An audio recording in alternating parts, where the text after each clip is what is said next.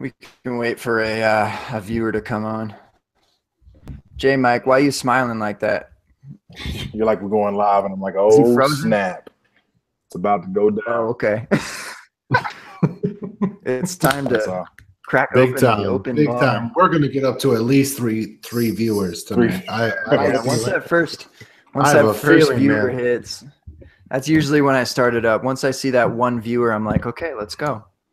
Now that we're in that prime time spot, 10:30 Eastern. Yeah, that's what we're in the late show right now. Hold on, let me tell my kids to get them on in their rooms. Everybody, how many kids you got, Sal? I have 3. My third one's about to become a teenager, so I'm about to have 3 teenagers. Shit, man. Oh wow. Good for you. Times. Yeah, they're almost gone already, these kids. Holy shit. Yeah, my oldest one just graduated high school. Oh, damn. Where boys, girls? Yeah, girl, boy, girl. Nice. Yeah, it's pretty cool. So it's probably a little bit easier to send the boy off to college than the girl, right? Yeah, she's good. She's tough. She's going to Fordham. She'll be right in Manhattan. So. Oh, nice, man. My wife went to Fordham. Cool. She'll be close. She'll be trained right away. Absolutely. Hey, thanks for the cute little shout out, Jake. Appreciate that. Hey, no problem. John, I thought you did a good job, man. Thanks a lot, man. I appreciate that. That was a ton of fun. I know the first podcast I went to, I was like fucking nervous as shit. So I was nervous myself. I kept telling Gabe, I said, I'm really hoping I don't screw this up for you, man. If I do, I'm sorry. Oh my God. Yeah, right. The good news is that I already screwed it up. So by showing up late. All right. Welcome in. It is the Dynasty Happy Hour Open Bar.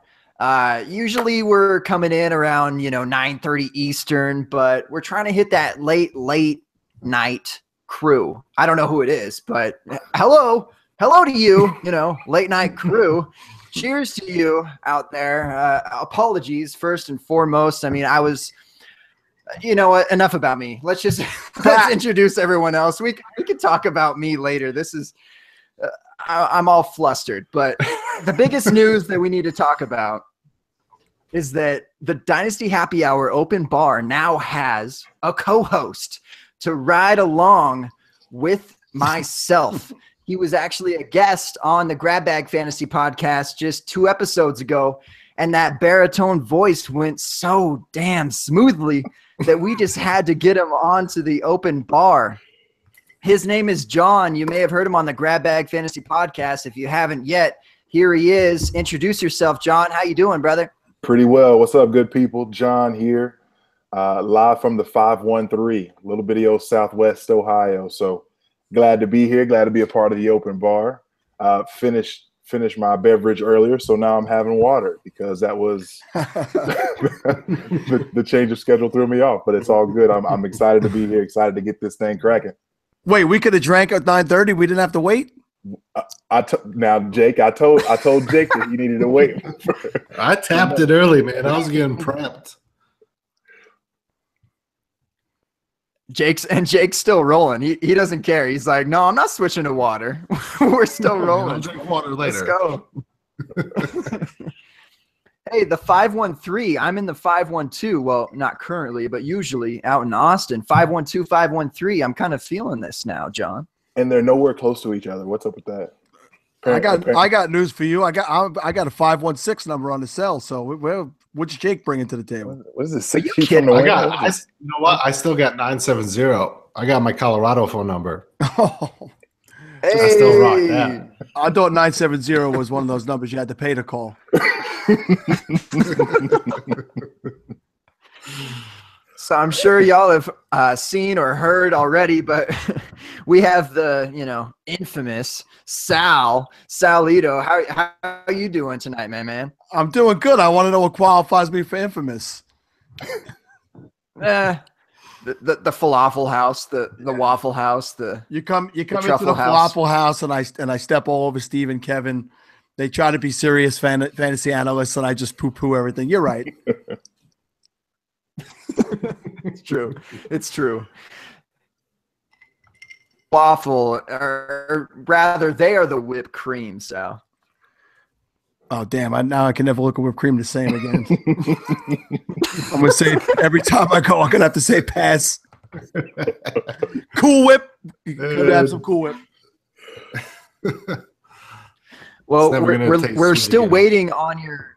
We're still waiting on your enemy to come in here, Sal, and Clint. He should be on here shortly. We'll figure out if he, actually can.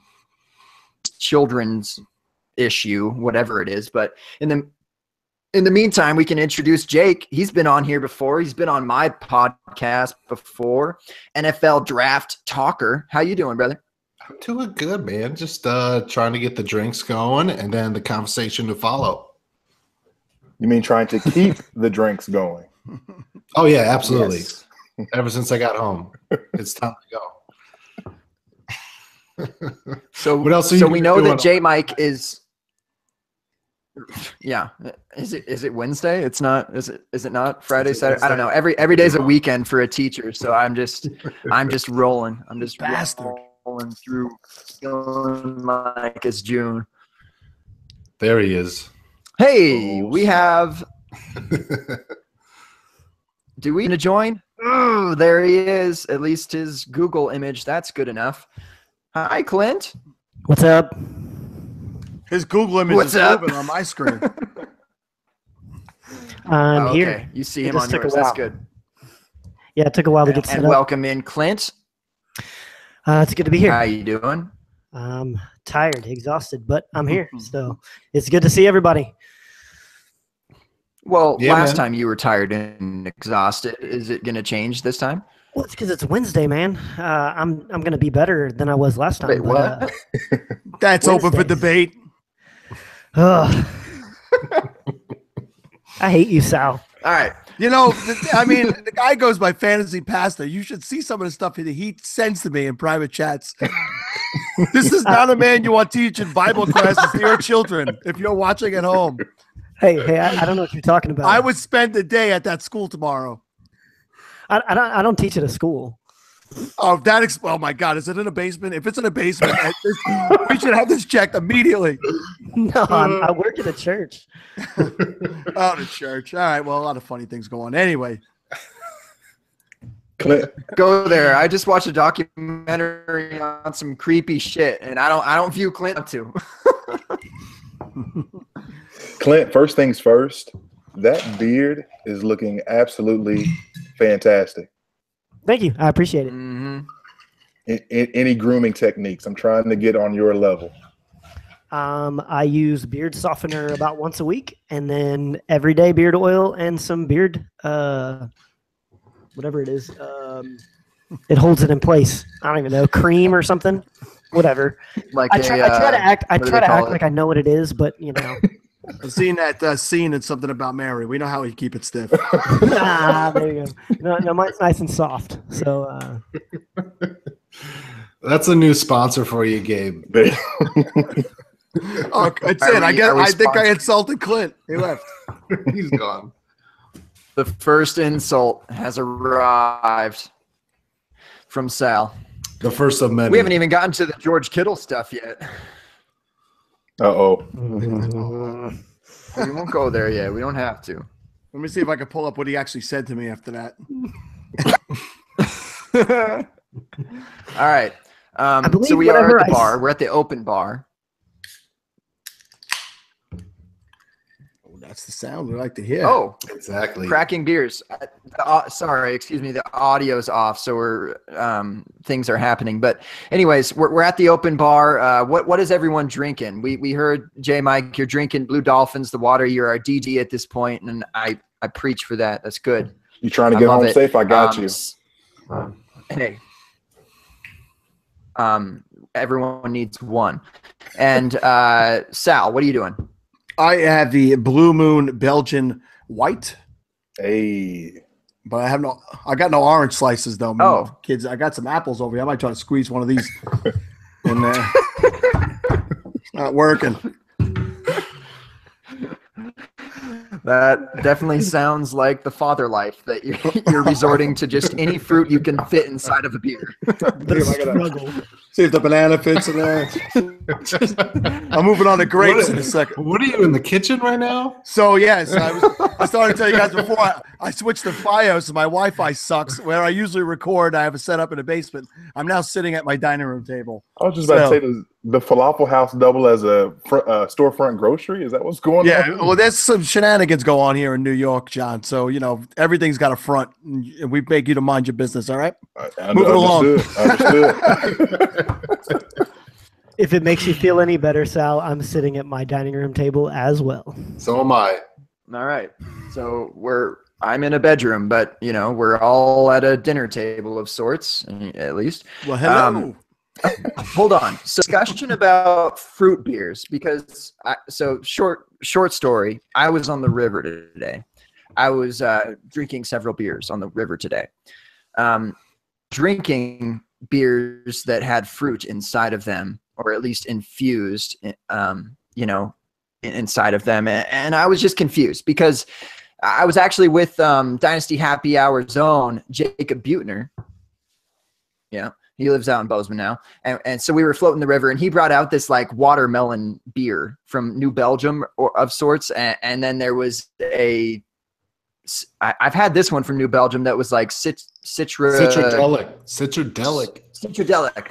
That's it. Yeah. So I've had that one, and that one's okay. But hold on. What do y'all think about watermelon beer? I got to weigh in on this. I had that New Belgium watermelon last year for the first time, and I thought it was disgusting. But yes, Sal might have heard of this. Montauk Brewing Company out here on Long Island. They make a watermelon ale that's actually delicious if you get it from the draft at the brewery. It's delicious. I'll see you guys later. I'm starting up the car and heading out.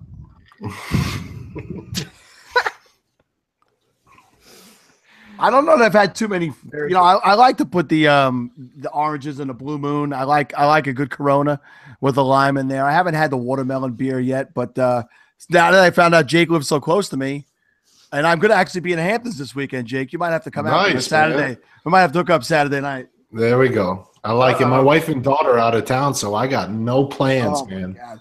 It's going to get crazy. Let's do it. Guys, look, my wife and daughter are out of town this Saturday too, so fly in. Yep. Long Island. Here it comes. Any other opinions on watermelon beer? Because I'm just not a fan. That just sounds like trouble. They don't squeeze the whole watermelon in the beer, right, John? It's just the flavor. I do, but they would need Sal to cram that whole watermelon in the bottle. I can see John spitting out pits. Somebody wants seeds in the beer. Come on now. That's what I was saying when he was pouring out the rest of it. I was like, "Were they like seeds in it? What was wrong?" He's like, "No, it's just disgusting." Like Sal was saying, a huge fan of the orange and the Blue Moon. Aside from that, I'm not big on the fruits in the beer. It's just not like a nice light beer, like Jake was talking about earlier. Something nice, refreshing for the summertime. But aside from that, I'm not a big fan of the fruit in the beer. I like my watermelon on the side. Clint, what's your take, man? I like limes in a Dos Equis, and that's about it. Yeah, we're true Texans, aren't we, Clint? That's right. I gotta say, I like IPAs that have a little bit of a citrus note, because IPAs can get a little bit bitter sometimes. Like that Citradelic, that's still hoppy as hell and still has that IPA flavor. It's just got like a hint of fruitiness to it. So I like those kind of beers. There's actually I think Blue Point out here too. They make a blueberry ale that's pretty damn good.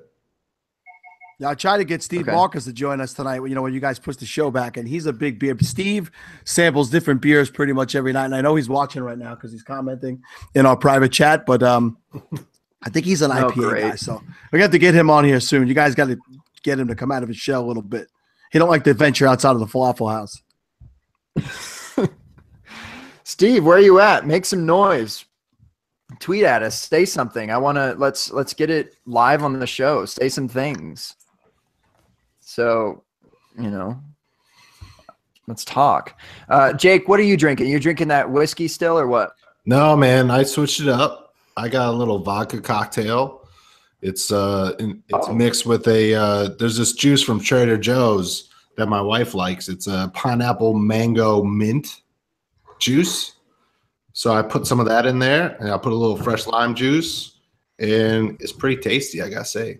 He waited till his wife went out of town to grant his use. I'm gonna take her shit. She's not here. He's looking around now. He's checking for the nanny cam right now. I FaceTimed with her earlier. What 3 ingredients did you just say? Mango, peppermint? No, mango, pineapple, and a little note of mint. A note. Okay. Mango, pineapple, mint. Yeah. Should we be speaking of notes, should we be taking those? I mean, what the hell? You can do whatever you want, Gabe. Good point. Good point.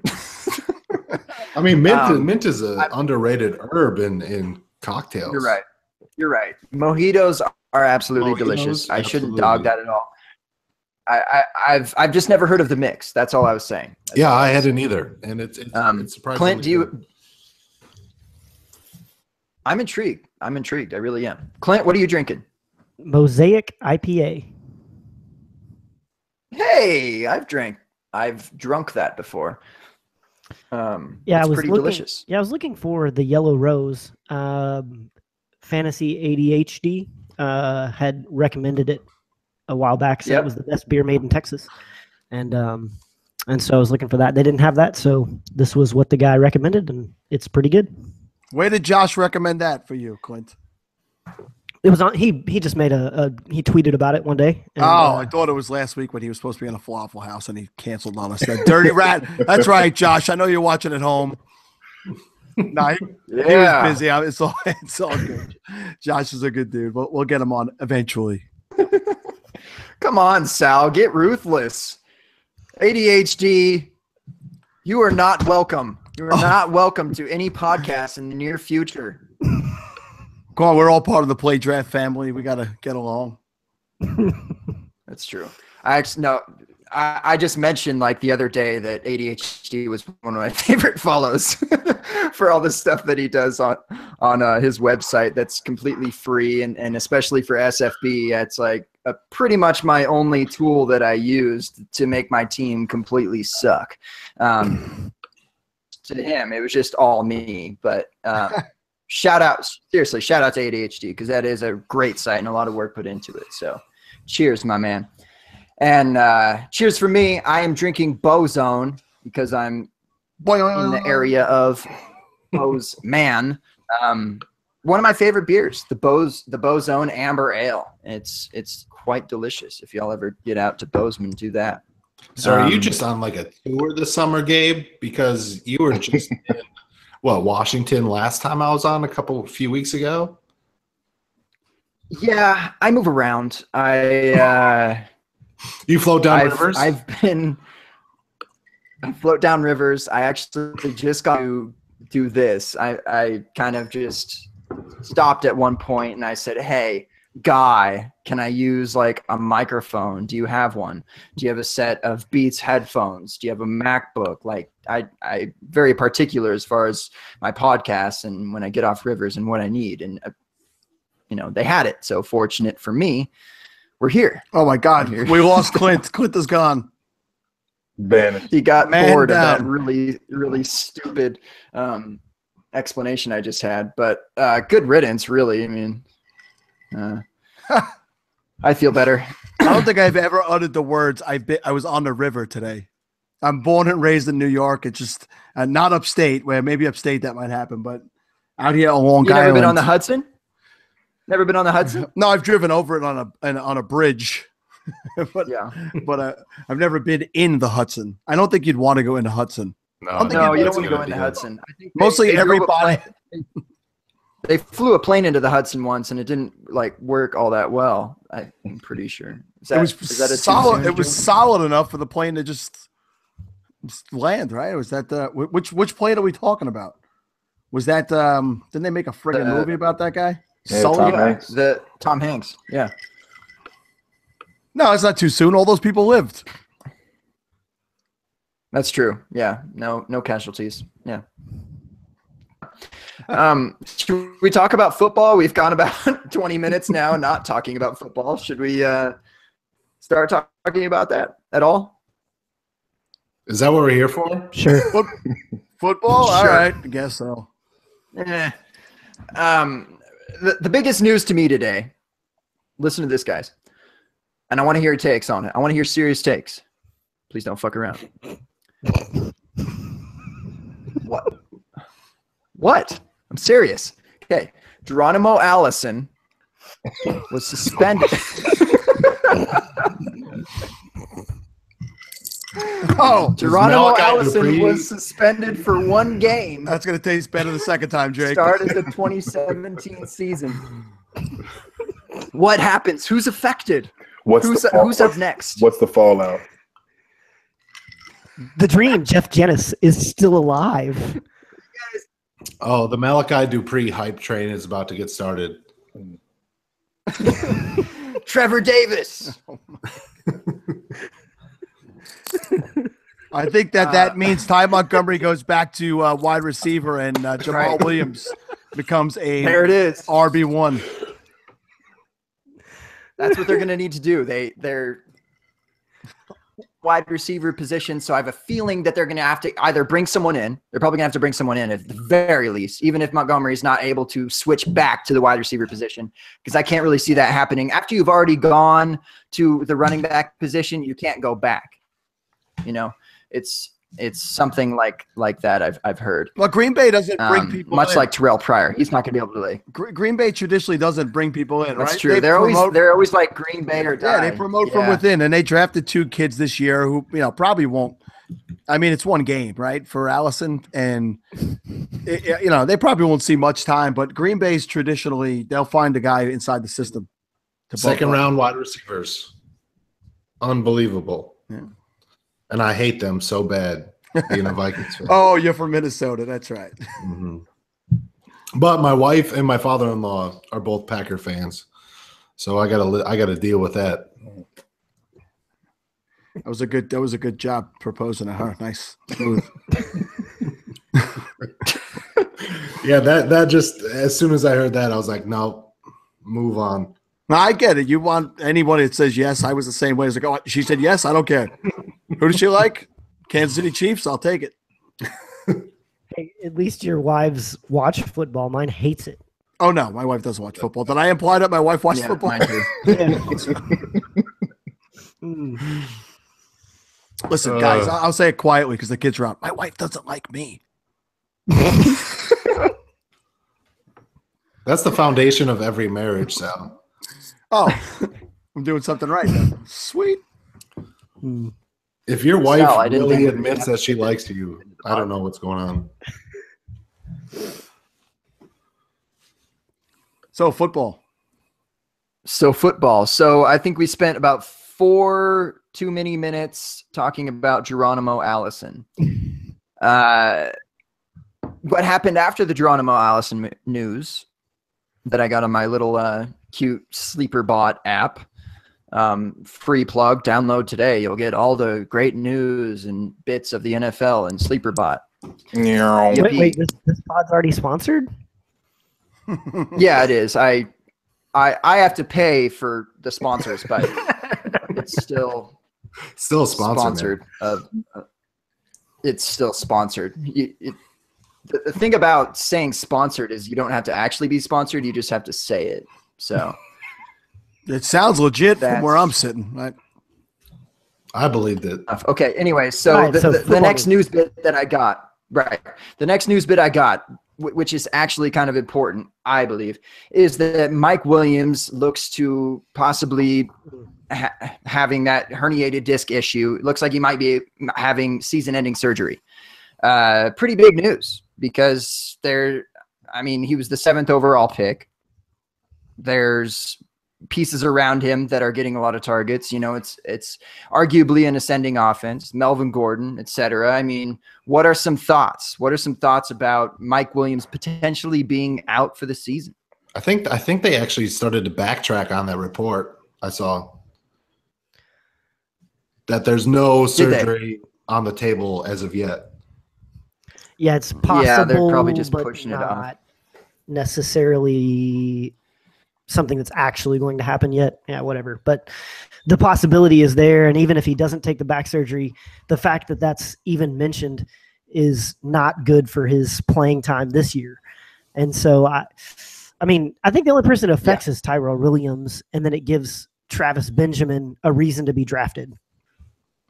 Yeah, I think people who've been getting that great value on Tyrell Williams, where he's been falling, especially in best ball drafts where I've been getting them, that's gone now. That's all going to change today. And Mike Williams, for that sake, I grabbed him late in the Scott Fishbowl, figuring, I mean, listen, it's the 18th round, 19th round. It's going to be a steal.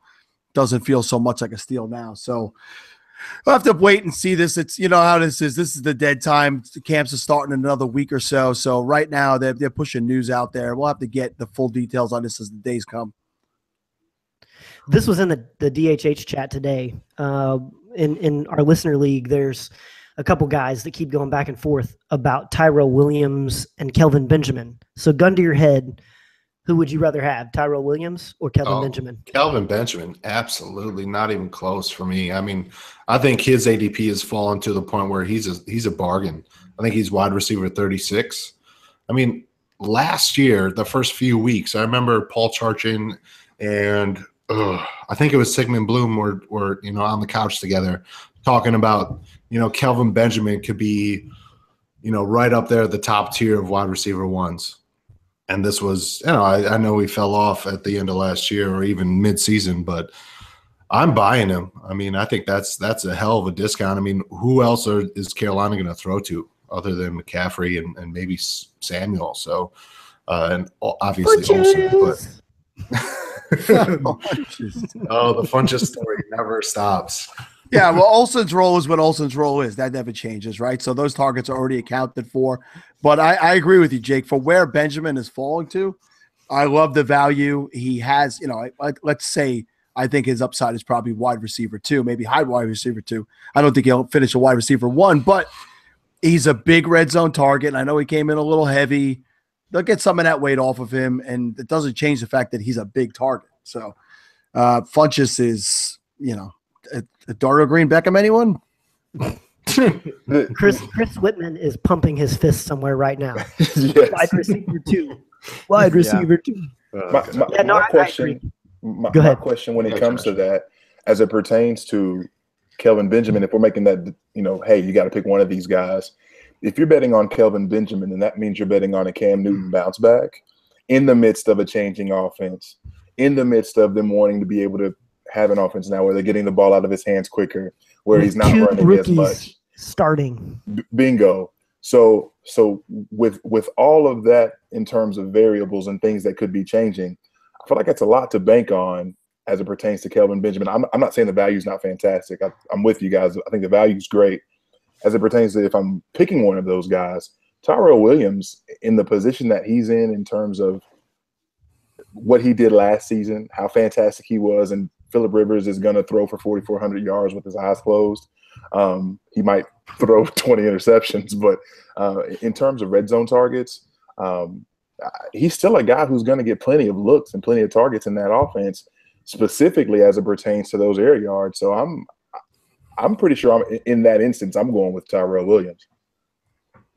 Yeah, for me, I don't believe you can change Cam Newton as much as they're going to want to try to, incorporate the dump off pass to Samuel and to McCaffrey. When it's time to pull the ball down and run, it's instinct. It's the way the guy has played for 25 plus years. It's what makes him who he is. So, I think Cam Newton, and I know that's not what this topic was, but I think Cam Newton will be the same player with the added feature of having that opportunity when the play breaks down and last minute, you might see some of those Brett Favre type underhand flicks out to those guys and stuff like that. But I still think when you get around the red zone, Williams' touchdowns are big, long, deep touchdowns. That's what we've seen him do last year. I don't know that he's as much the red zone threat that Kelvin Benjamin is, but I don't think it's crazy for you to go that direction. I don't think that their value is that far apart. Agreed. So, I think it's a good question. I think Gabe came up with something for once. I mean, this time. For me, I just, when I look at the targets, and Tyrell Williams got 119 targets last year without Keenan Allen. I mean, Keenan Allen back in the offense. Granted, how long is he going to be there? When is he going to get hurt? But if he does actually play an entire season for once, I mean, I just don't know that Tyrell Williams gets the targets to compete with Kelvin Benjamin. Tyrell Williams had 119 targets. Kelvin Benjamin had 117. They were like 12 points apart in PPR scoring last year, something like that. And Tyrell Williams scored more points, but that was because he was the number one receiver in that offense for at least part of the year. And we just can't bank on that, I don't think. I think the safe play is Kelvin Benjamin, even though I hate drafting him. I mean, it's like when it comes to that pick and I'm sitting there in my dynasty startups, I don't want to take him, but he is such a value where he's falling. You just can't pass him up. Yeah, his upside at that point of the draft is no one else can touch his type of upside. And yeah, I think you have to look at the Chargers. They spent a top 10 pick on a wide receiver. Hunter Henry's role is going to grow from last year. And Keenan is an absolute target hog in that offense when he's healthy. So I don't know if Tyrell's all that impressive as a player. I think I think he succeeded because no one else was there to throw to last year.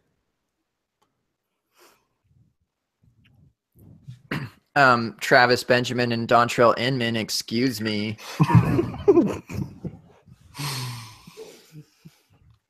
Yeah, I mean, Phillip Rivers is probably going to throw the ball about 600 times. Tyrell Williams, yeah, I got 119 targets last year, but let's just say for a second that, hold on, let's find someone help me find the literally Travis Benjamin and Dontrell Inman targets last year. Dontrell Inman had 97 targets.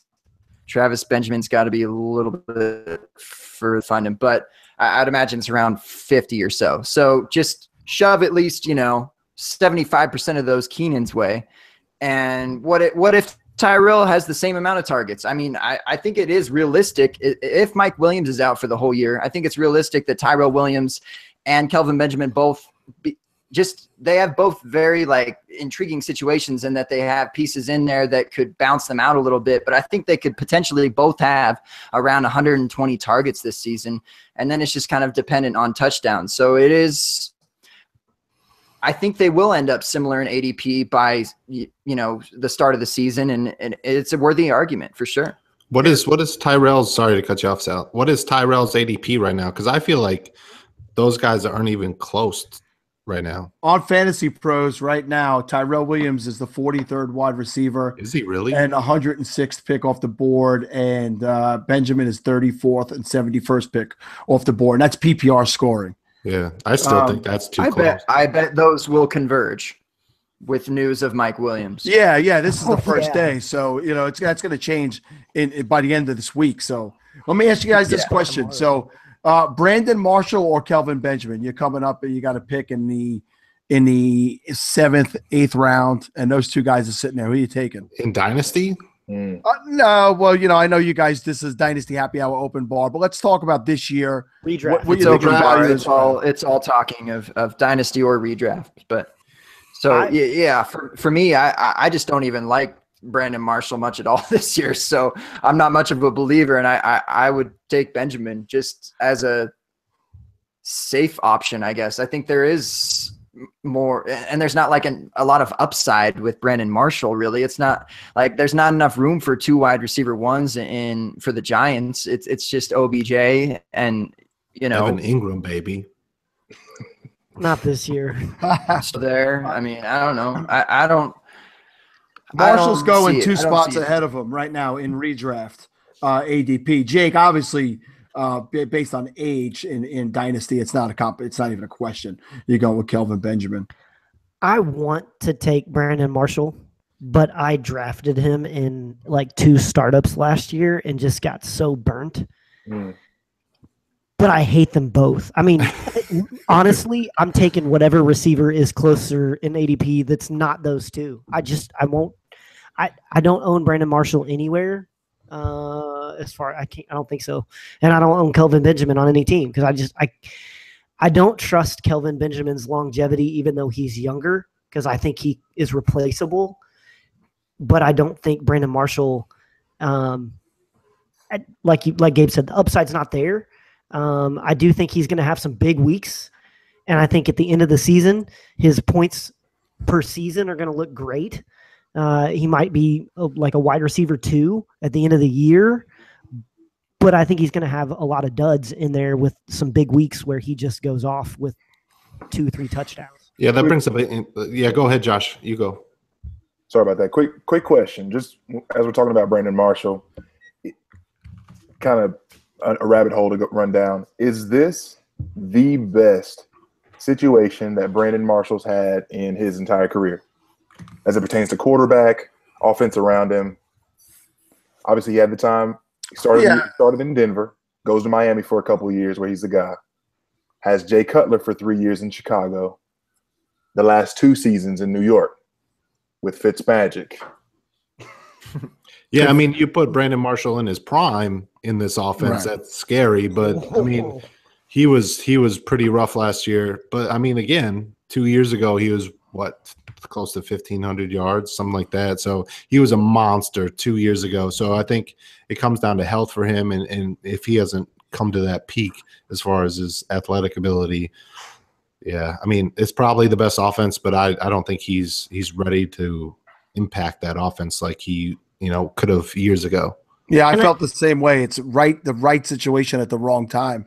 I think he's another guy I think will become a big red zone threat. OBJ makes things happen from anywhere on the field, right?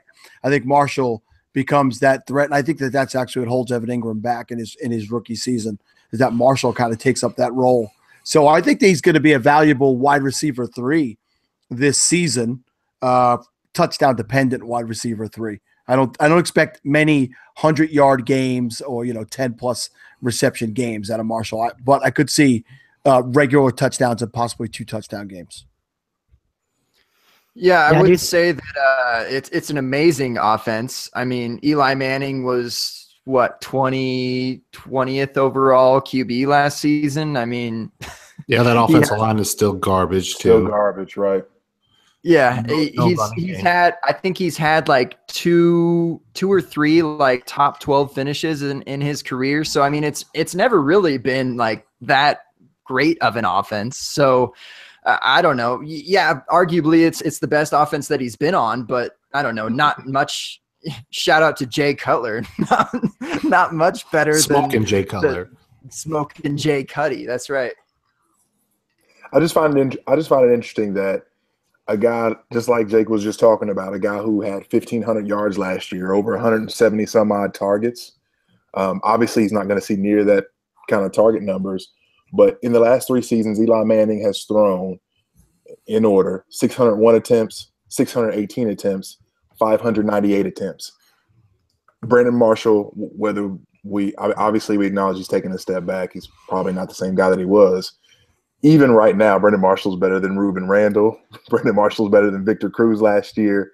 And like you guys were just talking about, if Eli's going to be throwing the ball that much, and we think that with the weapons that they can be the passing offense that we think they can be, not that Brandon Marshall's going to be a world beater, but again, if we're talking about a guy who realistically could get 120 targets in that offense, I still think that he can be a viable, just like Sal was saying, viable wide receiver 3 with even wide receiver 2 upside, a guy who can land in top 24. And you kind of look back at the end of the year and be like, well, crap, same old Brandon Marshall that we've had for years. So I find it interesting. He's in the best position that he's ever been in his career, at least in my humble opinion. I'm not going to be looking at double coverage like he did for so many years at a time. I think it's really interesting. He's a guy that I would certainly throw a dart at in terms of bolstering my wide receiving core.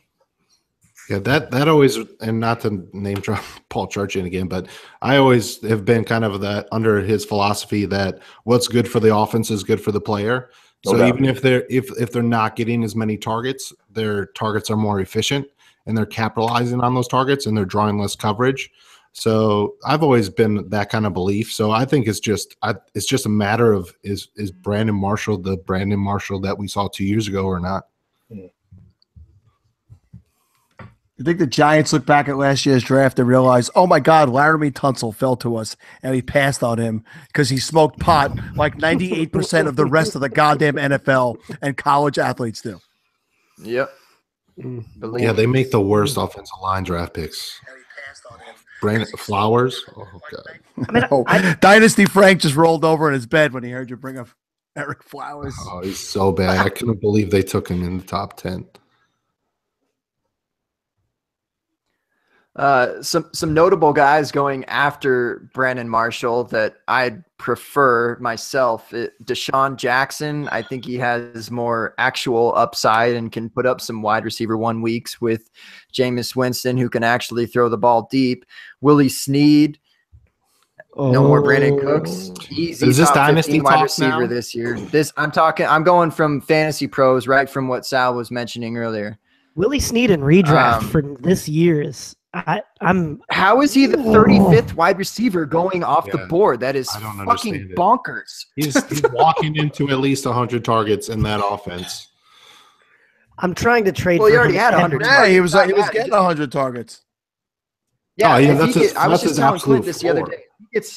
If he gets 20 more targets and if he just catches 3 or 4 more touchdowns, he's putting up the same numbers that Michael Thomas did last year. Yeah, but also Drew Brees spreads the ball around so much that no one really gets above 120 targets in that offense. That's why Drew Brees is one of the quarterbacks on my SFB team. along with a young man named Tom Brady. I don't know if you're Oh, man, we got to get into SFB. Are you trying to segue right now? Yes. Sorry? I'm trying to segue right now. I'm just trying to rub it in Clint's face. Segue, Sal.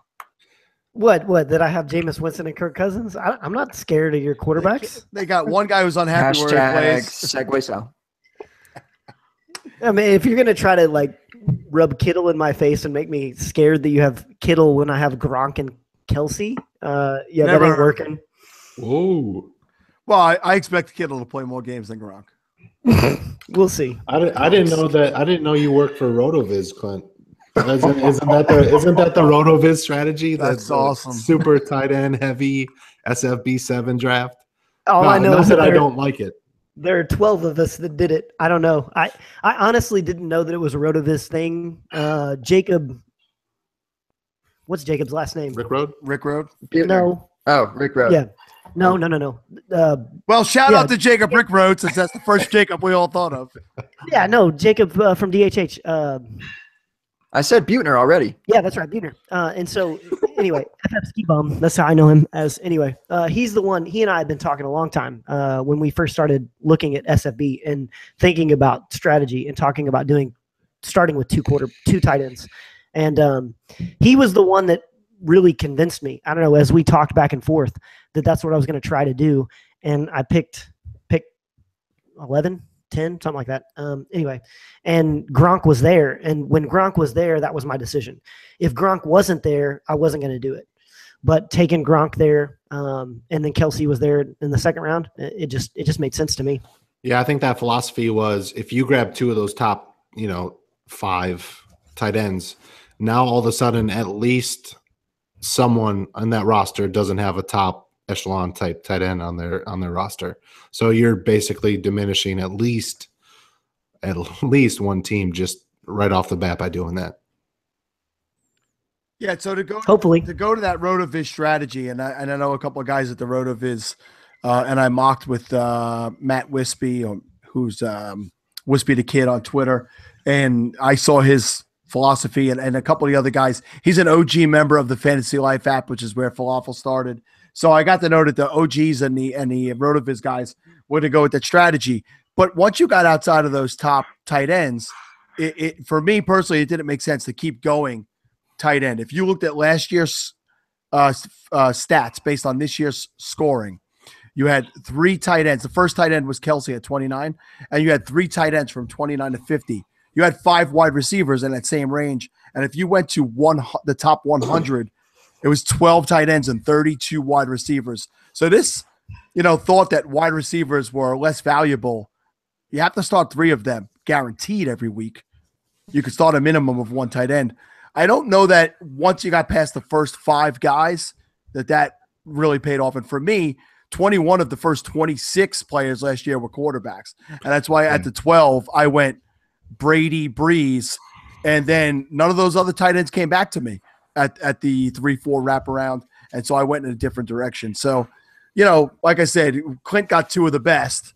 Gronk obviously didn't play enough last year, but he would have definitely been right up there with Kelsey if he did. But outside of that, if you believed in it, you believed in it. Yeah, I was kind of in that philosophy that I wasn't going to get one of those top tight ends. And somehow Greg Olsen fell to 412, and I nabbed him there. And, that's where I was like, I can't pass this kind of value. That's amazing. Yeah, I got 2 humble brags of value picks in SB7. I got Greg Olsen at 412, and I got Amari Cooper at 701. And my philosophy was I was not touching a wide receiver until the 7th round. But I also think just looking through all the divisions and rosters.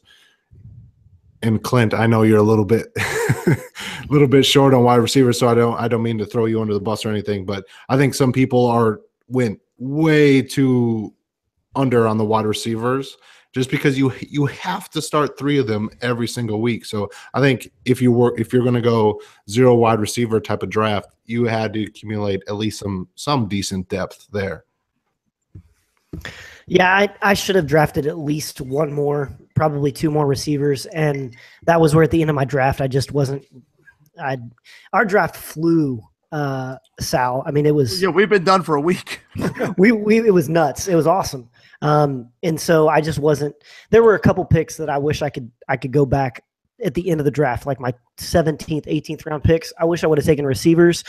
Because then when I got to around 20, 21, there were just no receivers that I even wanted to touch anyway. So I went ahead and took more running backs. Yeah, and if you're gonna grab any position off of waivers though during the season, it's probably wide receivers though. I mean, just because of the depth. So if you're gonna be in that position, you can probably get some help, find some gems on the waiver wire there. That's right. I was honestly, when I took 2 tight ends, I just assumed I was going to have to take 2 quarterbacks. And I was thinking I would get, like Phillip Rivers or Carson Palmer in the 3rd, 4th round turn. And I got Kirk Cousins and Jameis Winston. So I can't believe those guys fell that far. Yeah, it was weird in our draft after I went to 2 quarterbacks at the turn.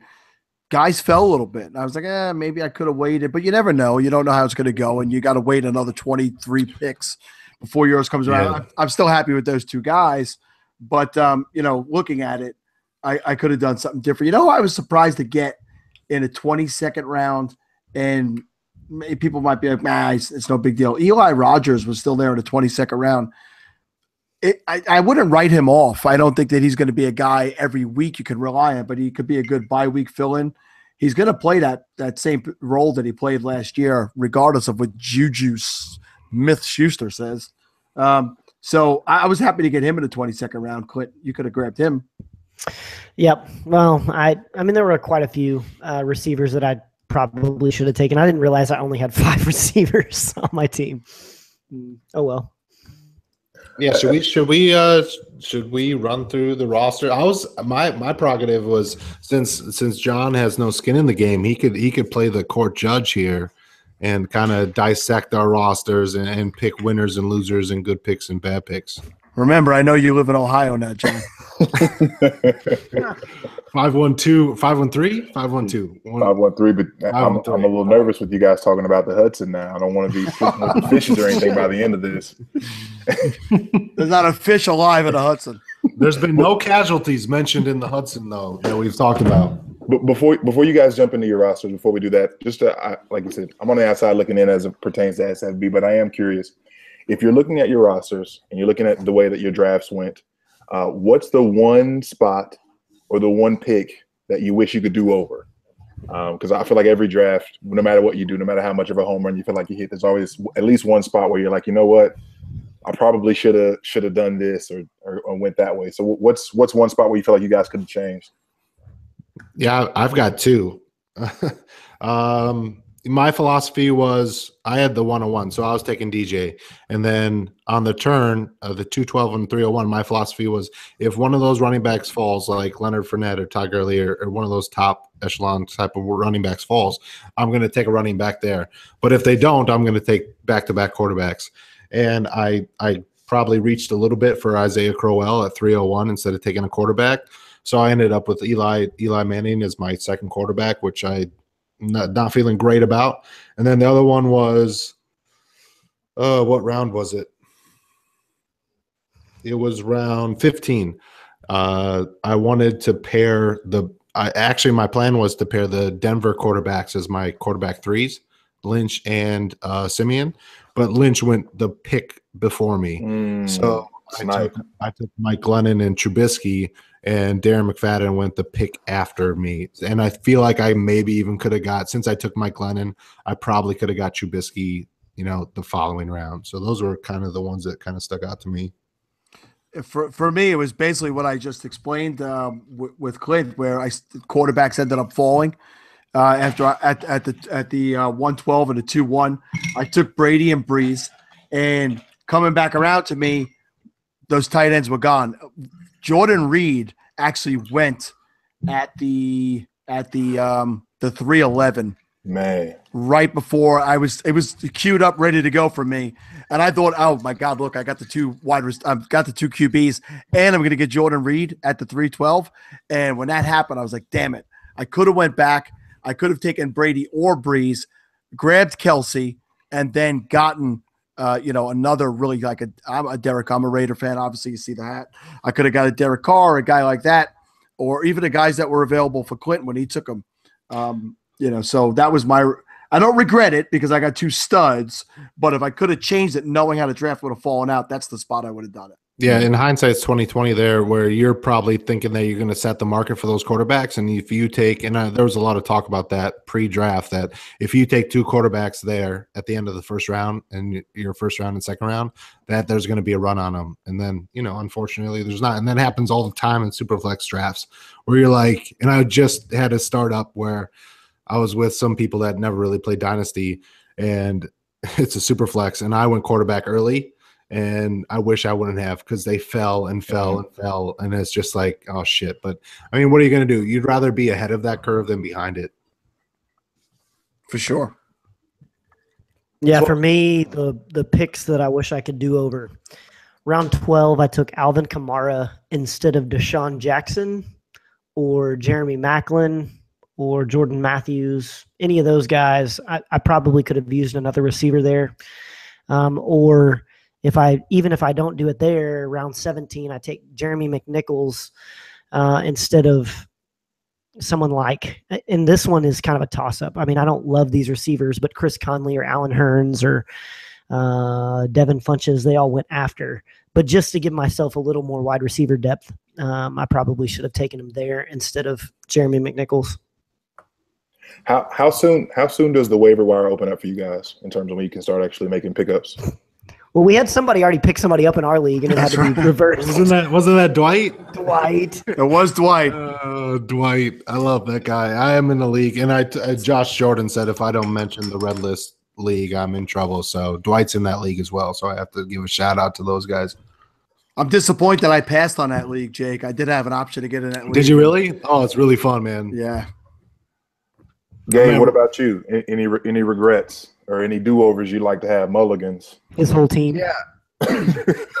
Right. I was just thinking I'm in round 20 right now, and if I could just go back about 19 spots, go back to the 104 and not pick Ezekiel Elliott. Clint, I was telling you about it the whole time, wasn't I? I said I don't want to pick Zeke right now.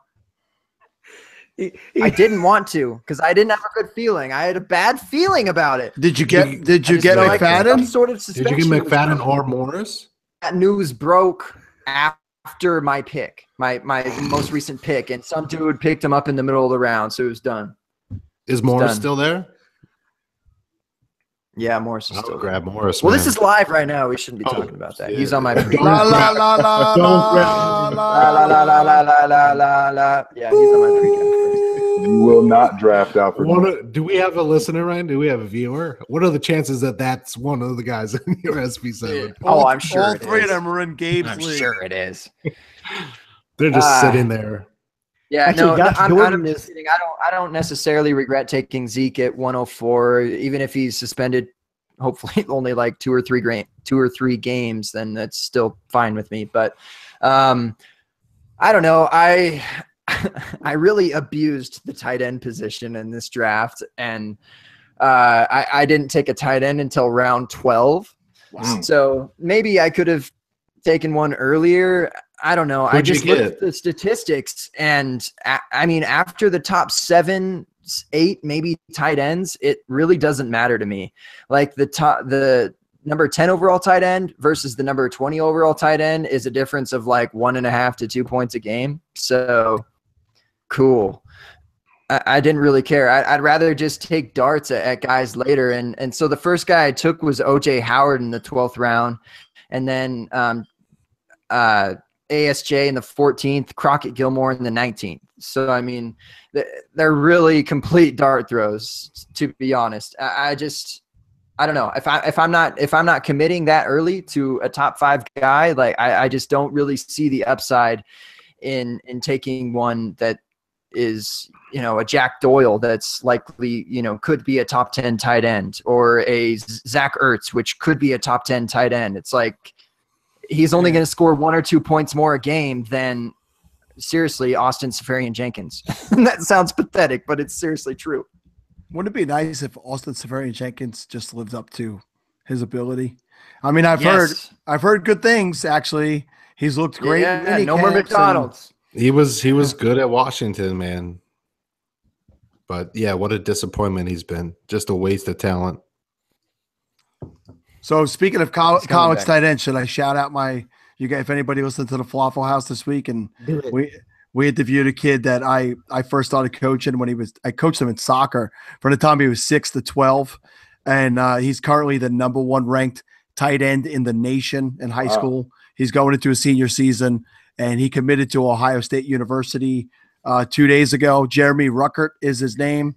If you're in a Debbie league, grab this kid. He's a freak. He's being compared to Gronkowski right now, which is pretty lofty.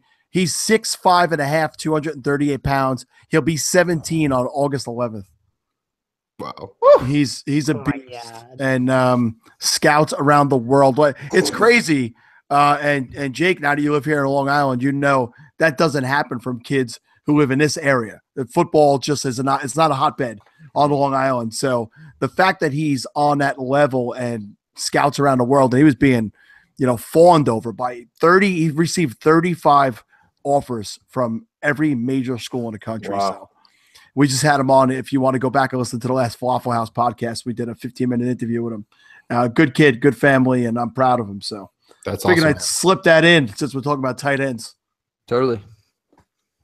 He's going to end up leaving Ohio State. He was doing that. He was doing that go-kart thing to decide his school, right? Was that him?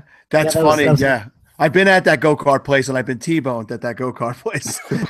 So when I saw that, I almost turned the video off. I had flashbacks. All right. So we shouldn't go through all the rosters, but because that's going to take too long. Yeah, I don't know. We could say, like, let's just do this. Determine off of you maybe your starting roster. Could anyone pull up your starting roster real quick and then decide from that? Yeah, I mean, I could go. Do you have your most optimal lineup? I could go, or should we just do a top 5? Top 5. Your rounds 1 through 5. Excuse me, and decide from that. That'd be kind of silly and fun. Okay, cool. Who's up first? John? Oh, wait, forget it. You weren't in it. Next. Everybody heard. Next year, John, you're a shoo-in next year. You're going to get at least 6 new followers from this and the grab bag. If At least 6. At least. Say it with me. Say it with me slow, John. Satellite. Scott Fishbowl. Yep. Satellite. No, I'm just kidding, buddy. I You'll like be it. in next year. I think All as right. long as one of those followers isn't my wife, we're good. Just for the support. That'll be interesting because John won't know the rest of the draft. We can just say, I mean, from what I guess we kind of told him a few things here and there, but just say your first 5 picks in your draft, because it's a lot to remember a lot of players. But if you can probably remember about 20, John, I believe in you. So All right. I think I can do it, and I have a pretty good idea of the scoring. People have talked about that a lot. So let's hear it. Let's hear it, Sal. All right, I'll jump in first. So Brady at 112, Breeze at 201. Marshawn Lynch, which a little bit of homerism at the 312. But again, I look at Marshawn Lynch as a guy who's going to be the goal line back and goal line touchdowns or first downs. Yep. And I also think he'll be the short yardage guy. So I went with a lot of running backs that I think will be guys who will get first down. So at 312, Marshawn. At the 401, I went early on wide receiver, but T.Y. Hilton was the number 5 scoring wide receiver in this scoring setting last year. So I got him at the 401. And another guy who I hate to say I like because he's a Kansas City Chief running back is Spencer Ware. And regardless of what Kareem Hunt does, he will not carry the ball at the goal line, and he will not carry the ball at short yardage. So those are my top 5. And my first tight end came in at the 601, which was who the hell was it? It was Delaney Walker, who was a top 5 tight end in this scoring format last year as well. So those are my top 6. I cheated a little bit. I'm going to spread this up to my top 12. no, come on, calm down. Hold on, Yeah, stop. Sal already had to give an explanation of like each one of his players. He was like, and I drafted Marshawn because I think he's going to get a lot of touchdowns and he's going to get all that short yard work. So I don't know what I'm more disturbed like at. T.Y. Hilton, but Am I disturbed that you think I sound like that, or that you can actually do that? All right, well, I'll jump in since I'm in the same division as Sal.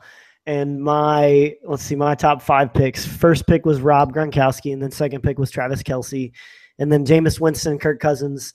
In the 5th round, I knew I needed a running back, and Carlos Hyde was there, so I took Carlos Hyde and Mike Gillislee with my 6th pick. That's it. Do I need to explain anything? Way to make like me look Sal? bad. No. You're not explaining anything.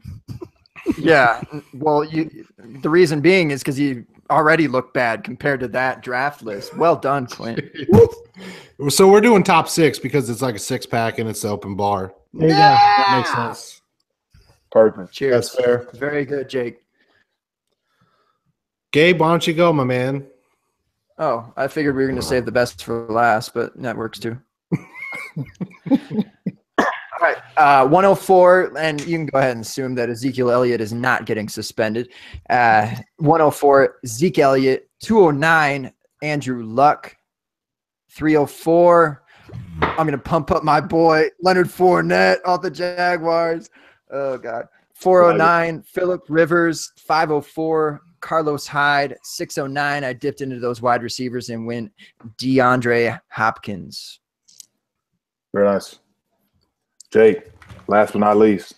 Yeah, I had the 101. I went DJ, and then I followed it up with Cam Newton at 212. 301, I took Isaiah Crowell. 4th round, I took Greg Olson at 412. 5th round, I grabbed who did I grab? Greg Fifth Olson round, at 412. My Yeah, goodness. man.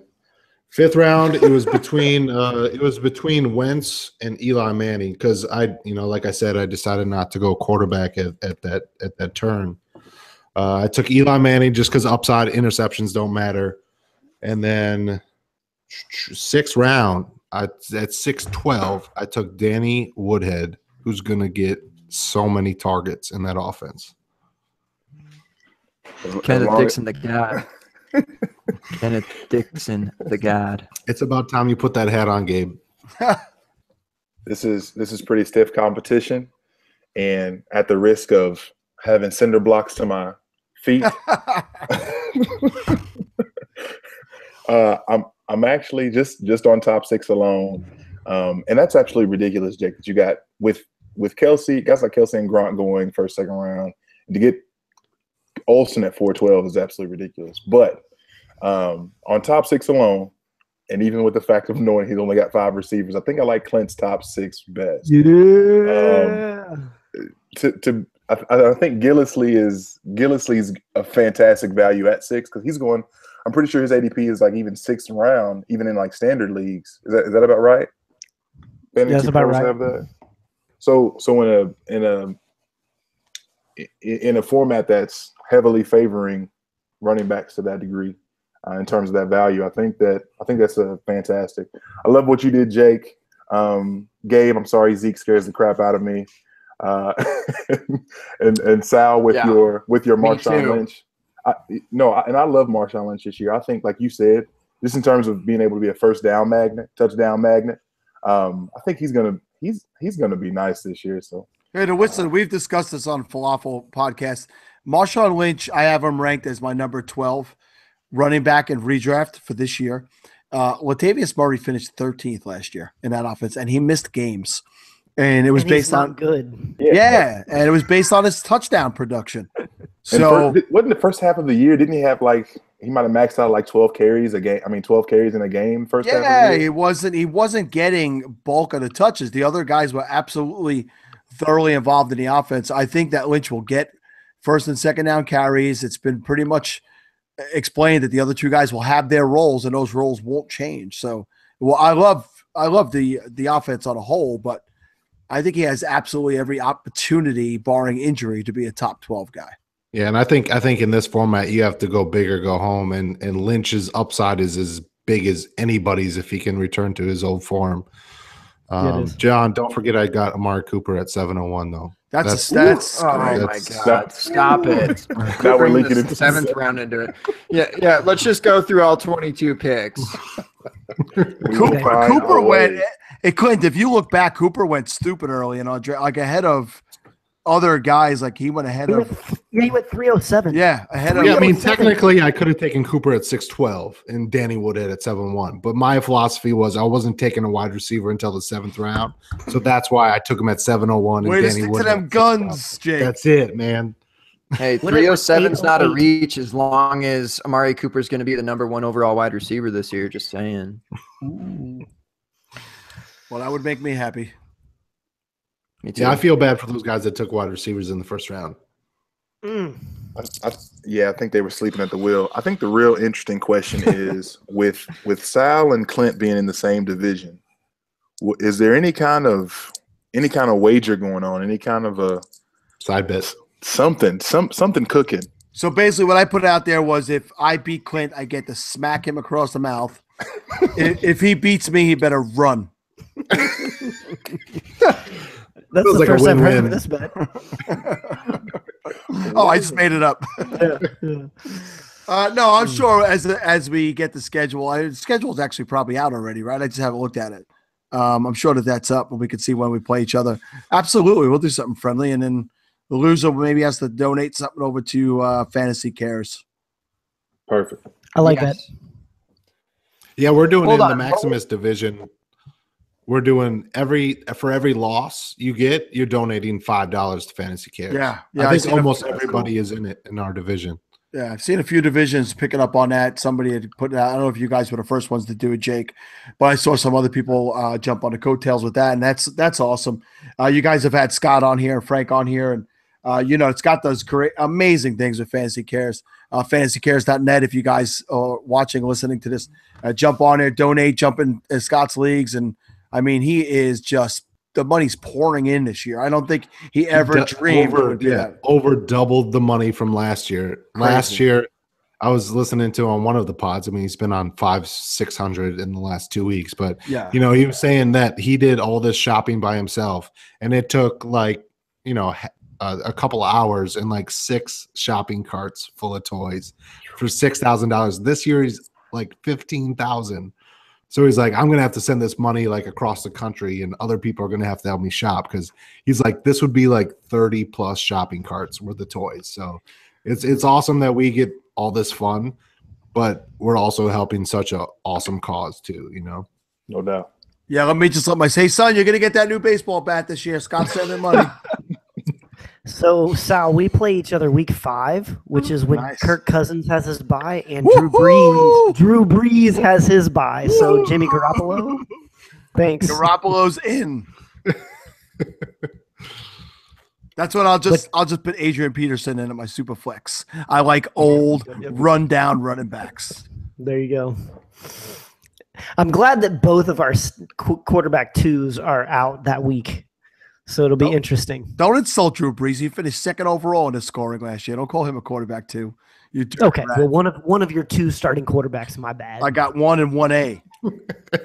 So what happens when you have 3 QB1s on your team and you just roll through everyone's bye weeks when they have their quarterbacks on bye and I'm just crushing everyone? What happens then? Were you one of those guys who went with the 3 quarterbacks early? I did. Yeah, I did. I was curious. I have Luck in Rivers and Palmer. I got in the 7th or 8th Did you round. just call Palmer a QB1? Yeah, Palmer was so bad last year. What are you drinking, brother? I did. Yeah. You ready? You ready? Oh, Can Gabe you is put the lit. sunglasses on? Gabe For is definitely lit. the one viewer we have, can you pop the sunglasses on, please? No, we This got is way what I more walked viewers in. than that. I was the first one that logged into the Hangout. This is what I walked in. I said, Gabe had a good day today. Yeah. That I just boy got off the gone. river. That boy is gone. You almost had to run the show yourself, J. Mike. Yikes. Yippee-ki-yay. All right. The beer is done. That means the show needs to be done. It's clearly LAF right now for Gabe. We need to call it quits. J. Mike, what was your final ranking of SFB teams? Remember that I am your co-host. 4. I just remember Clint being at the top. I don't remember how everything Number else 1. worked out. The winning roster. That's right. Clint was Uno. Love Amari Cooper at 701. I was just looking at that, by the way, SF and on the data from Josh ADHD, and that 701 pick, that was the max that he went. That was my pick. the latest he Wow. went in the entire Yeah, draft. but my division did it right, and it was tough because they went running back and quarterback heavy. So that's the only reason I got them there. Good deal. So what do you say? Let's close this out, huh? Do some shout outs, do your thing. Let's go from left to right. Clint, do your thing, my man. I'm at Fantasy Pastor on Twitter. You can find all my stuff at dynastyhappyhour.com. And it's been good.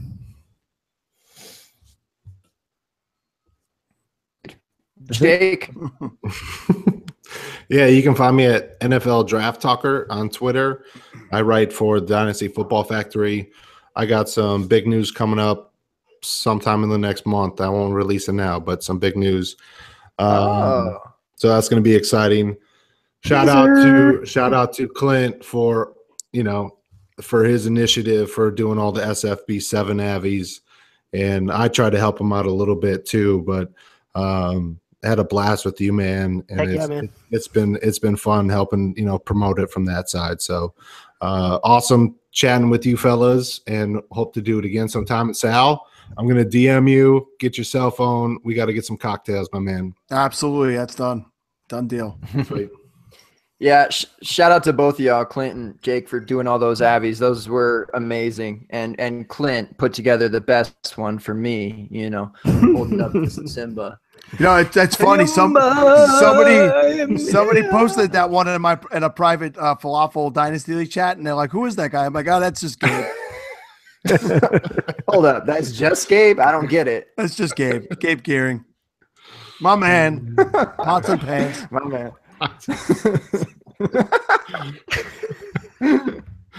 Oh man. Okay. J Mike, what do you got? On Twitter at JMikeCheck, brand new to the DHH family. Happy to be here. Tons of fun with you guys this evening. Hoping that me and Sal can be friends after this. always, brother. My man. Yeah, you guys will be seeing hopefully a little bit more of me, more and more. So happy to be here, happy to be a part of this. Yeah, so. Yeah, everyone give John a follow on Twitter too. If you don't, he's a super good guy. He's new to the Dynasty scene, and he deserves a follow. I know I followed him right before this, so give the man a follow. I didn't know there was gonna be homework, but all right. No, in all seriousness, thank you guys for inviting me on, and excellent to meet you, John, for the first time. You can find me at LetoSal, LETOSAL.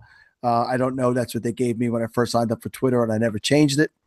You can catch me every week on the Falafel House podcast, available everywhere podcasts are available. And I will give a shout out to my two co-hosts, Steve Marcus at Sid Skeet on Twitter, and Kevin Cotillo at Wally Central. And you can find us all on the at Falafel House Twitter account. Follow us all.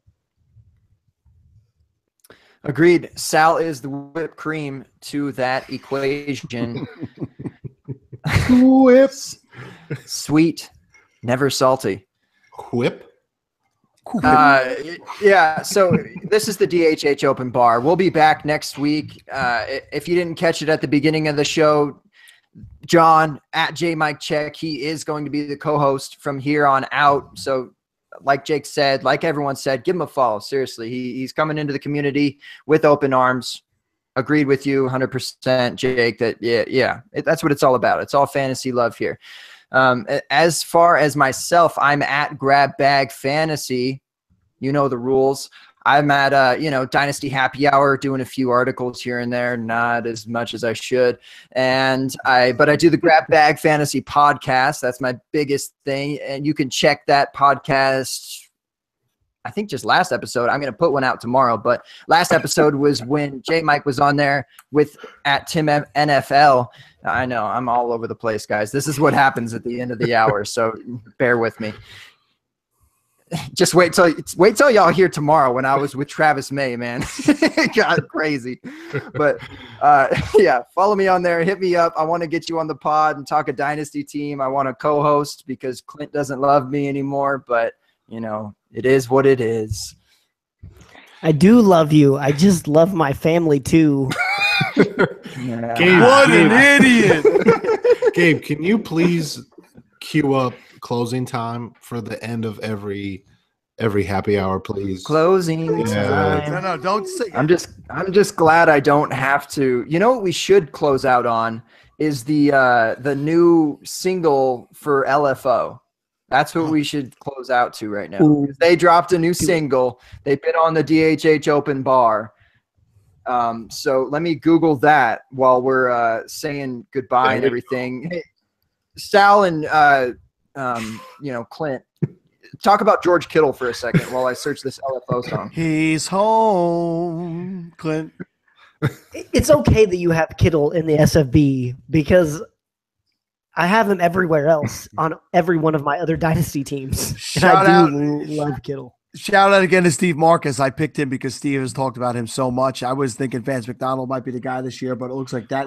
They hate Vance McDonald. They're regretting that contract. 5 years, $35 million, and they wanted to trade him. They might even cut him. And Kittle is a well-rounded tight end too. He's an outstanding blocker. Yeah, really good metrics. It's exciting to see if he can do anything in year one. I don't know if he's going to do anything in year one, but dynasty asset wise, and you got him probably for free in most places.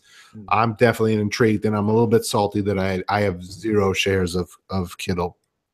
I literally have him in every dynasty team. I think I might have one dynasty team out of my 13 or 14 that I don't own him. And did you have to draft him, or did you get him off there we go, Gabe. There were a few. No, they were all rookie drafts this year. So okay. You drafted him. Yeah, I love Kittle. I mean, but you get him so late because this is the best tight end class ever, and Kittle just falls. I mean, could be. And even if it is, I think he's a part of that. And sure, he's an athletic pass catching tight end that is excellent at blocking because of his footwork.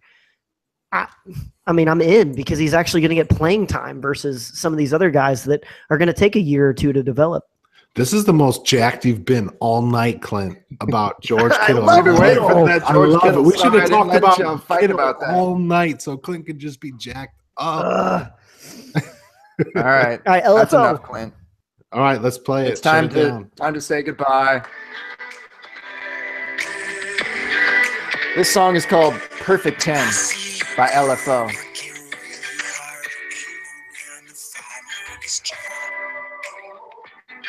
These are the guys. All right. Cheers, fellas. This has been the Dynasty Happy Hour. It's been Open fun. Bar. We'll see y'all next week. Deuces. Peace.